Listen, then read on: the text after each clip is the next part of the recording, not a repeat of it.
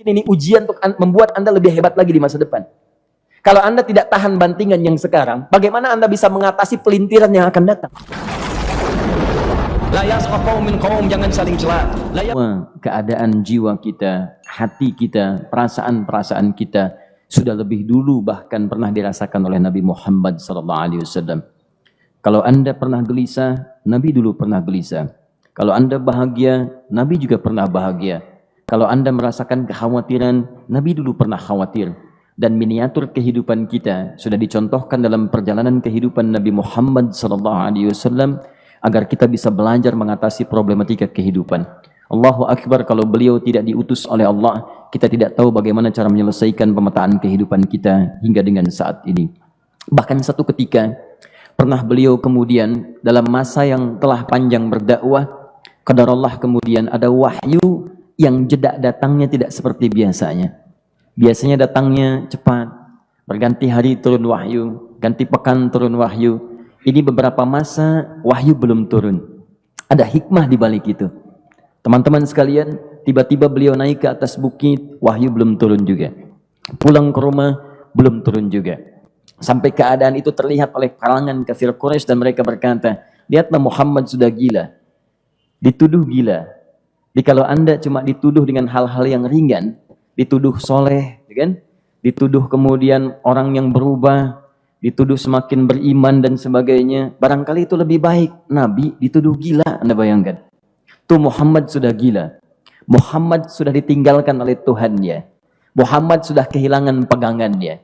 Muhammad sudah tidak punya orientasi. Orangnya sudah nggak jelas, bolak-balik tidak karuan. Naik ke atas bukit seakan-akan orang yang frustasi dan seterusnya.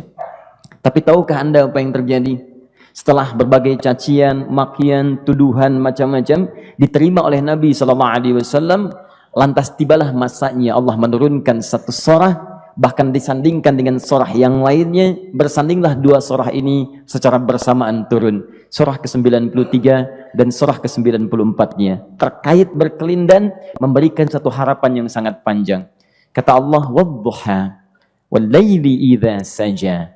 Ma wadda'aka rabbuka wa ma qala walal akhiratu khairul laka minal ula walasawfa yu'tika rabbuka fatarda alam yajidka yatiman fa'awa wa wajadaka dhallan fahada wa wajadaka 'ailan fa'aghna fa ammal yatima fala taqhar wa ammas sa'ila fala tanhar wa amma bi ni'mati rabbika fahaddits. Ya Muhammad, saya bersumpah dengan waktu duha. Kalau kita baca dengan ilmu balaghahnya, itu bukan sekedar sumpah mengilustrasikan waktu duha. Karena di ilmu balaghah itu nanti ada 3 turunan ilmu. Ada disebut ilmu ma'ani, ilmu mencari kata-kata sehingga ungkapannya sesuai untuk disampaikan. Mana kata-kata yang tepat untuk disampaikan dalam konteks yang ingin dibicarakan. Itu ma'ani namanya. Kemudian setelahnya ada ilmu bayan, bagaimana mengemas kosakata yang bagus ini sehingga bisa disampaikan dengan jelas, orang tidak bingung menerimanya, paham maksudnya. Kemudian setelah itu kadang-kadang jelas kalimatnya, tapi kedengarannya tidak indah. Woi, rapatkan, woi, apa belum paham juga? Rapatkan saf. Memang jelas, tapi nggak ngenakin. Maka bagaimana caranya disampaikan dengan jelas, tapi hati kita terasa nyaman, memuji. Terasanya nyaman diserahkan kepada Allah, tapi ada kebahagiaan, disampaikan tidak terasa tergurui, diperintahkan serasanya diberikan jalan untuk mendapatkan kebaikan. Maka yang ketiga disebut dengan ilmu badi' namanya. Ilmu menghiasi kalimat yang disampaikan sehingga terasa dengan nikmat. Turunannya nanti ada majaz namanya. Mengambil sebuah kalimatnya untuk diposisikan pada kalimat yang nyaman disebut dengan kinayah turunannya. Maka teman-teman kata Allah, wadduha. Diterjemahkan demi waktu duha, bukan sekedar waktu duha, karena duha itu ada cahaya yang indah, dirasakannya enak. Antum keluar waktu duha kan enak tuh, berjemur, kata orang Sunda moyan gitu kan, datang, bahkan sampai dianalisis ada vitamin D-nya bisa terasakan, ya. Kemudian setelah itu ada kenikmatan, enak suasananya, seakan-akan dunia milik sendiri, yang lain numpang. Wah, nyaman keluar itu. Baik, jadi wadduha itu ingin bersumpah mengilustrasikan waktu kenyamanan yang pernah dilalui. Kalau dalam bahasa tafsir yang luasnya, saya bersumpah Muhammad, demi segala kenikmatan yang pernah engkau rasakan dalam hidupmu, seperti engkau merasakan cahaya duha itu. Engkau pernah senang, saya bersumpah dengan kesenanganmu. Engkau pernah tenang, saya bersumpah dengan ketenanganmu. Engkau pernah nyaman, saya bersumpah dengan kenyamanan yang pernah engkau rasakan. Walaili idza saja. Dan aku pun bersumpah demi gelapnya malam. Demikian terjemahannya. Bukan sekedar gelapnya malam. Saja itu sesuatu yang pekat. Ya, ini belakang kelihatan agak gelap nih. Untuk memberikan proyek. Kesini aja Pak, saya cuma ngasih contoh. Contoh. Saya bukan mengeluh, bukan. Ingin memberi contoh. Ya, contoh pada ilustrasi yang mau saya sampaikan. Nggak apa-apa, biarkan saja. Saya mau contoh kasih kata saja. Ya, ini belakang agak gelap untuk memproyeksikan cahaya ke sini. Tapi yang mau saya sampaikan, kalau gelapnya begitu pekat, semua cahaya ini nggak ada. Cahaya nggak ada nih. Sama sekali tidak kelihatan. Saya mau tanya pada Anda, beraktivitasnya mudah atau sulit? Mudah nggak menemukan sendal Anda di luar? Belum tentu. Menemukan jalan keluar pun belum tentu mudah. Anda mesti meraba-raba jalan. Anda mesti kemudian melihat sesuatu dengan pandangan mata hati Anda. Raba, dan sebagainya. Sampai menemukan jalan, itu pun belum tentu benar. Itulah yang disebut dengan gelapnya malam saja pekat. Kadang-kadang ada orang yang menghadapi satu kesulitan yang pekat, suasananya siang, cuman karena masalahnya begitu pekat, seakan-akan membuat diri dia gelap. Jalan susah, limbung gitu. Kenapa gelap ya? Padahal terang. Karena masalah menggelimuti dirinya, seakan-akan dia diselimuti masalah yang gelap. Bimbang dia. Makan nggak enak, minum nggak nyaman, dan seterusnya. Ya, biasanya makan ayam tenang, ini dikasih yang lebih enak juga rasanya pahit. Nggak enak zamannya. Maka kalau kita ilustrasikan dalam suasana tadi Muhammad, saya bersumpah, engkau pernah hidup nyaman, ataupun engkau mengalami masalah yang sangat pekat dalam kehidupan.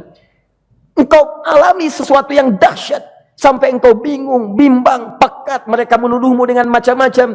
Ma wadda'aka rabbuka wa ma qala. Saya pastikan kepadamu, dalam keadaan nyamanmu seperti dulu, ataupun engkau bimbang seperti sekarang, Tuhanmu tidak akan pernah meninggalkanmu ataupun menuduhmu gila.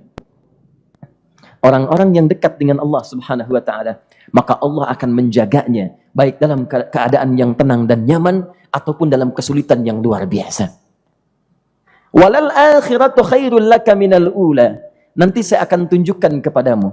Jika kamu telah tabah dan sabar menerima cacian mereka, menerima tuduhan mereka, nggak apa-apa, ini kan muqaddimah. Masa kamu masih panjang.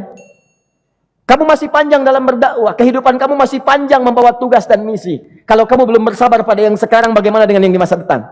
Tapi saya pastikan kepadamu, jangankan yang seperti ini, masalah pekat yang paling hebat pun kamu akan hadapi, yang membuat kamu sedemikian sulit lebih daripada ini, yakinkan pada jiwamu, aku tidak akan pernah meninggalkanmu.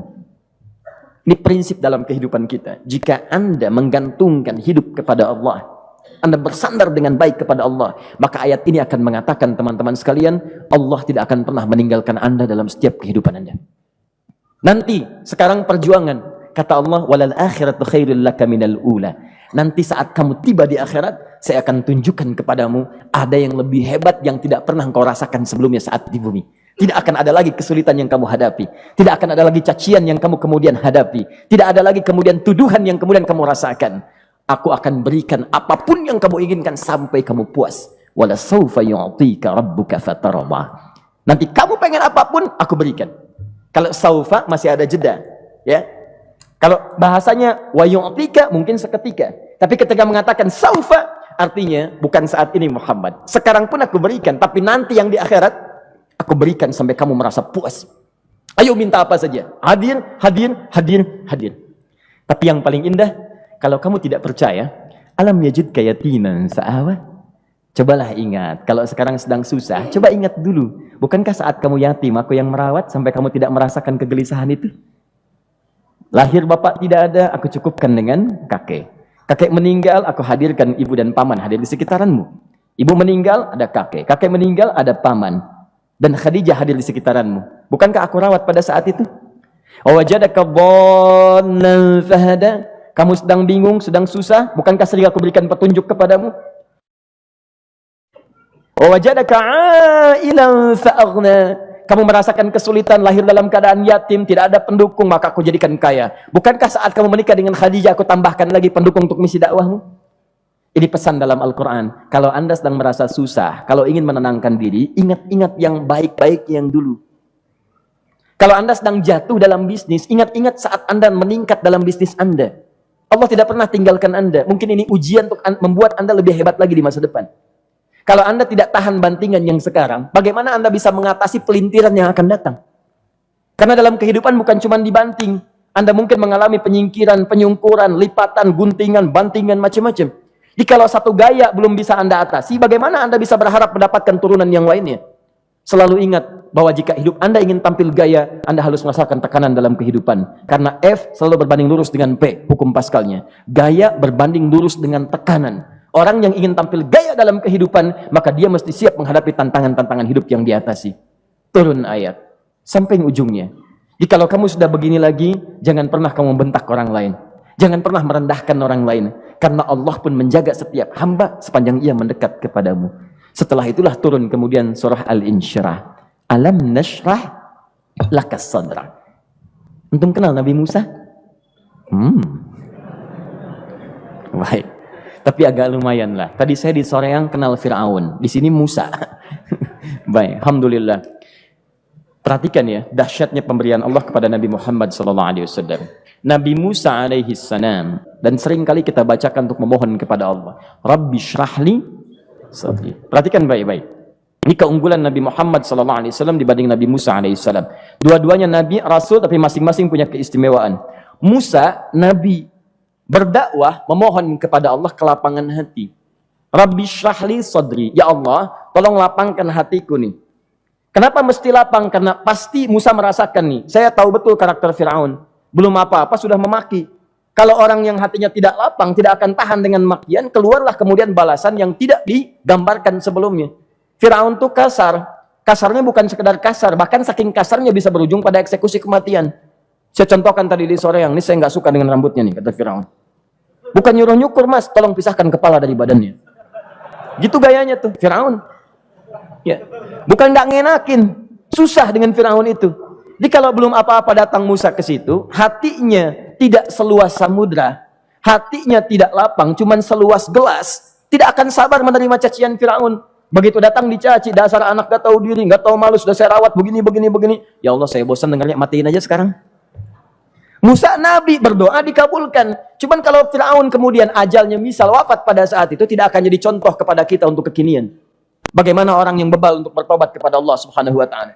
Bagaimana penyimpangan dalam kedudukan. Bagaimana dia kemudian akrab dengan pengusaha yang gelap. Di pengusaha gelap berpartner dengan penguasa zalim. Sudah ada dari dulu. Pengusahanya disebut dengan Qarun. Kemudian mohon maaf, ya, yang pemimpinnya disebut dengan Fir'aun. Tokoh intelektualnya disebut dengan Haman. Makanya cerita ini komplit di Quran. Sudah ada.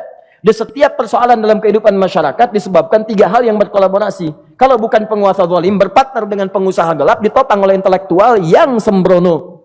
Itu persoalan. Jadi kalau ada sekarang intelektual menyalahgunakan kepintarannya, dia terlambat, sudah ada Haman dulu. Dan gak usah bersaing, dia bisa bikin piramida, Anda belum tentu bisa membuatnya. Kalah Anda, masih kalah hebat. Ya, jadi kalau dititipkan sesuatu, jangan disimpangkan. Yang ingin saya sampaikan, Musa mengatakan, Rabbi syrahli sadri. Nabi berangkat berdoa dikabulkan oleh Allah. Nabi Muhammad belum minta turun ayat. Alam nashrah laka sadra. Yang ini minta Rabbi syrahli sadri. Nabi Muhammad alam nashrah laka sadra. Muhammad mulai dari peristiwa sehingga engkau akan lebih sabar lagi menerima tantangan-tantangan dakwah. Mulai sejak itu jangankan dimaki, dilempar batu di Taif. Dari Mekah pergi ke Taif dengan Zaid kemudian. Sampai di Taif mendapatkan sesuatu yang tidak dibayangkan sebelumnya. Kalau cuma dihentikan saat mengajar, wajar. Ini dilempari batu. Anda bayangkan? Bisa kebayang nggak? Lempari batu tuh. Dilempar. Zaid jadi tameng, berdarah-darah, kemudian mundur. Mundur, beristirahat di bawah tepian pohon. Begitu beristirahat, datang malaikat penjaga dua gunung. Turun malaikat dengan kesal mengatakan, Ya Rasulullah, mud yadaika ilas sama. Ya Rasulullah, angkat tanganmu ke langit, minta kepada Allah, aku angkat dua bukit di Taif, aku himpit keduanya mereka. Aku himpit penduduk Taif dengan dua bukit itu. Apa jawab Nabi? Karena sudah mendapatkan kelapangan, ketenangan, belajar dari peristiwa-peristiwa tadi, indah jawabannya. Lah, katanya, tolong jangan lakukan. Innahum qaumun la ya'lamun. Mereka belum paham saja. Mereka belum mengerti. Tolong jangan lakukan. Aku bermohon kepada Allah. Boleh jadi nanti di masa depan akan ada hamba-hamba terbaik yang lahir dari bumi Taif ini. Kemudian beliau berkata, Rabbi, ina man takilluni. A'ila qaribin yu'limuni am ila ba'idin yu'dhini fa ana radin ma lam taghdab ilayya. Ya Allah, kemana lagi engkau akan utus aku untuk berdakwah setelah peristiwa ini? Apakah tempatnya lebih dekat aku jangkau sekarang, tapi di situ aku akan disakiti lagi? Ataukah jaraknya masih jauh, tapi di tempat itu aku akan dizalimi lagi? Aku ridha ya Allah dengan itu semua, asalkan engkau tidak marah kepadaku. Asalkan engkau tidak marah kepadaku. La haula wa la quwata illa billahil aliyil azim. Begitu kelapangan itu muncul, ridha dengan ketetapan dan siap, tabah, kuat, hadir dalam jiwanya. Tiba-tiba turun undangan, tunaikan Isra dan Mi'raj. Diangkat statusnya, naik mendekat kepada Allah Subhanahu wa taala. Dihilangkan bebannya, wa wada'na anka wizrak alladzi anqadha dhahrak. Itu hikmah, teman-teman. Barangkali kalau antum saat ini datang ke masjid ini untuk kajian, sedang bawa beban, ada kesulitan, penuh dengan macam-macam, barangkali dibacakan surat Ad-Duha tadi untuk memberikan harapan kepada Anda. Ini bukan PHP, karena ini bukan masalah urusan manusia. Ini adalah janji yang tidak akan pernah diingkari. Innallaha la yukhliful mi'ad. Kata Allah, Anda punya masalah, ingat suasana tenang pada masa lalu. Bukankah saya memberikan ketenangan kepadamu? Mendekat kepada saya, Anda bersabar, yakinkan bahwa ujian yang saya berikan saat ini sesungguhnya untuk membuat kamu lebih hebat di masa depan. Karena orang hebat tidak akan pernah sepi dari ujian untuk membuat dia lebih kuat menghadapi tantangan dalam kehidupan.